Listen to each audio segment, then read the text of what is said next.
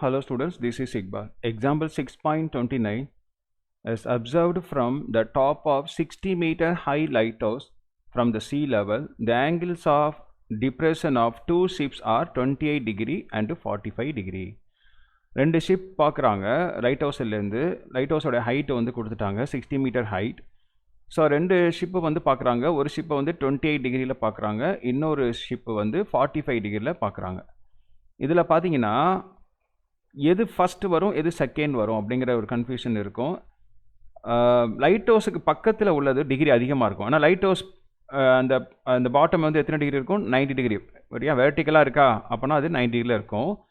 அங்கேருந்து போகப்போ 45 வரும், அதுக்கப்புறம் தான் 28 வரும். போக போக அவருடைய டிகிரி வந்து என்ன ஆகும்? குறைஞ்சிக்கிட்டே போகும். நல்லா இது மட்டும் மைண்டில் வச்சுக்கோங்க, இப்போ ஈஸியாக புரியும்.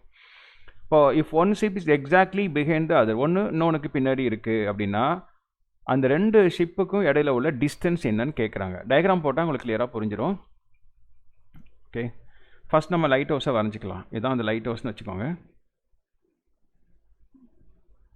சரி, ஸோ இதான் சி லெவல், இந்த மாதிரி இருக்குது. சி லெவல் வந்து இந்த மாதிரி நம்ம இஷ்டத்துக்கு எடுத்துக்கிறோம். ஓகே, ஸோ இங்கே ஒரு ஷிப் இருக்குதுன்னு வச்சுக்கலாம். ஸோ ஆங்கிள் ஆஃப் டிப்ரெஷன் வந்து 45 டிகிரியாக இருக்கும். சரியா, இது வந்து கரெக்டாக 45 degree angle of depression. So depression எப்படி எடுப்போம்? நம்ம இங்கே வந்து நம்ம ஒரு ஹரிசாண்டல் லைன் போட்டுக்கலாம். ஸோ இது 45ஆக இருந்துச்சுன்னா கண்டிப்பாக இதுவும் என்னவாக இருக்கும்? 45ஆக இருக்கும். ஸோ இன்னொரு ஷிப்பு வந்து 28. ஸோ அது வந்து இங்கேருந்து கண்டிப்பாக லாங்கஸ்ட் டிஸ்டன்ஸ்லாம் இருக்கும். சரியா, 28 வந்து இங்கே இருக்குதுன்னு வச்சுங்க. சரி, ஓகே. இது டிஃப்ரெண்ட் காமிக்கிறதுக்காக நான் இந்த கலர் யூஸ் பண்ணிக்கிறேன். ஸோ இது வந்து எவ்வளோன்னா, சாரி, இதோட முடிஞ்சிருச்சு. ஓகேவா, இது வந்து 28 degree. Okay, sorry, colour change காமிக்கல.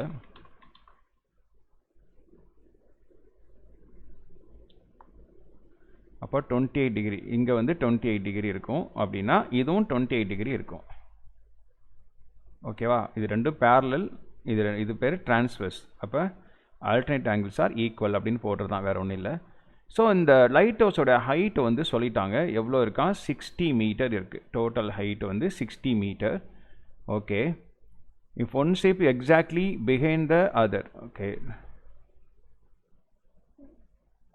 if one ship is exactly behind the other on the same side, the lighthouse find the distance between the two ships. Okay, இதுதான் கேட்குறாங்க. அவங்க கேட்குறது வந்து இந்த ரெண்டுக்கும் இடையில டிஸ்டன்ஸ் எவ்வளோ. ஸோ இதுக்கு நேம் வச்சுக்கலாம். இது ஏன்னு வச்சுக்கோங்க, இது பின்னு வச்சுக்கோங்க, இதை சின்னு வச்சுக்கோங்க, இது டி. அவங்க சிடி தான் கேட்குறாங்க, அதை நம்ம எக்ஸ்ன்னு எடுத்துக்கலாம். இதுவும் நம்மளுக்கு தெரியாதா, அதை ஒய்ன்னு வச்சுக்கலாம். அவ்வளோதான். ஸோ இந்த டயக்ராம் போட்டுட்டிங்கனாவே சம்மு பாதி முடித்த மாதிரி தான். ஓகேவா? ஓகே, இப்போது ஃபஸ்ட்டு நான் என்றைக்குமே நான் சொல்லியிருக்கேன் 45 வந்தால் அதை ஃபஸ்ட்டு போட்டுருங்க அப்படின்னு நான் சொல்லுவேன். சரியா?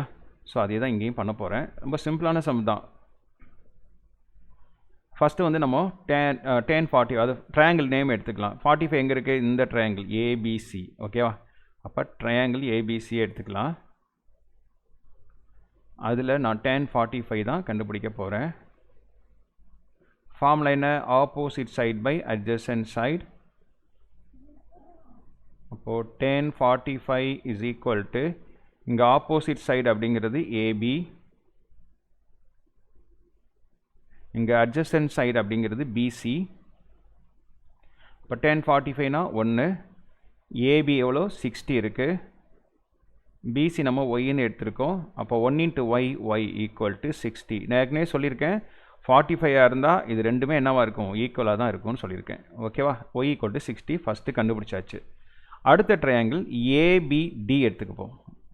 Triangle ABD. அப்போது இந்த ட்ரையாங்கிள்லையும் நம்ம tan 28 தான் கண்டுபிடிக்க போகிறோம். tan 28. ஸோ அதே ஃபார்முலா தான், ஆப்போசிட் சைடு வந்து அதே ஏபி தான் வரும். அட்ஜசன்ட் சைடு வந்து பிடி. ஓகே,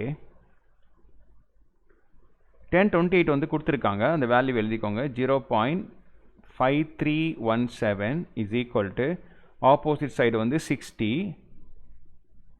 ஓகே, அட்ஜஸ்டன்ஸ் பிடின்னு எடுத்துருக்கோமா, பிடியில் என்ன இருக்குது, ஒய் இருக்குது, எக்ஸ் இருக்குது. அப்போது ஒய் ப்ளஸ் எக்ஸ். ஓகேவா, இது வரைக்கும் புரியுதா? ஓகே, பட் நம்மளுக்கு ஒய்யோட வேல்யூ ஆல்ரெடி தெரியும். எவ்வளோ இருக்குங்க, 60 இருக்கா?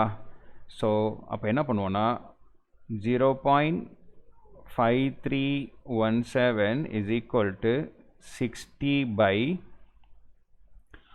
Y plus x. ஒய்யோட வேல்யூ எவ்வளோ, 60 ப்ளஸ் எக்ஸ். ஓகேவா?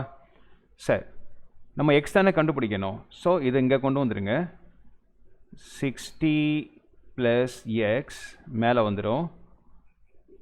இந்த 60 பை 0.5317 கீழே வந்துடும். சரியா, இது வரைக்கும் புரியுதா? ஓகே, ஸோ இந்த மாதிரி பாயிண்டில் இருந்துச்சுன்னா அது எப்படி டிவைட் பண்ணுறது அப்படிங்கிறது தான் நம்மளுக்கு பெரிய பிரச்சனை. இது 2 டிஜிட்டாக மாற்றிக்கலாம்னு சொல்லியிருக்கேன். இது எப்படி மாற்றிக்கலாம் அப்படின்னா 60 ப்ளஸ் எக்ஸை அப்படியே வச்சுக்கோங்க. 60 பை இந்த 0.5317 நான் என்ன சொல்கிறேன்னா 0.53ன்னு மாற்றிக்கோங்க. ஓகேவா? அப்போ பாயிண்ட்டுக்கு அப்புறம் 2 டிஜிட் இருந்துச்சுன்னா மேலேயும் கீழேயும் 100ஆல் மல்டிப்ளை பண்ணிக்கோங்க. அப்போது 60 ப்ளஸ் எக்ஸ் ஈக்குவல் டு 60ஆல் மல்டிப்ளை பண்ணால் 100ஆல் மல்டிப்ளை பண்ணால் 2 ஜீரோ சேர்த்துக்கணும். ஓகேவா?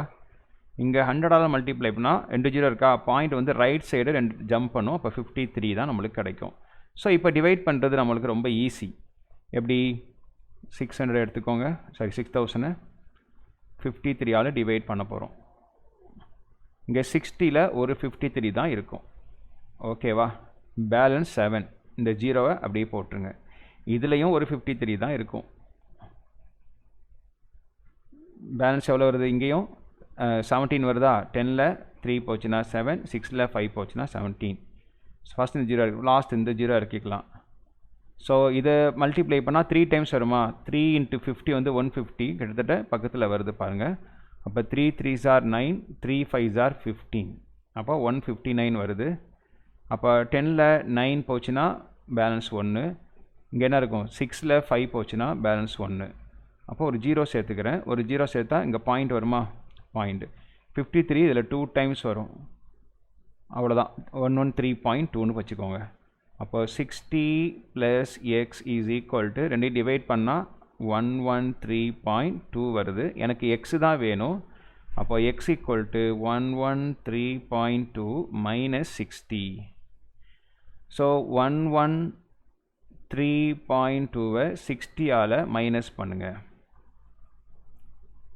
இங்கே 2 அப்படியே வந்துடும், இந்த 3 அப்படியே வந்துடும்.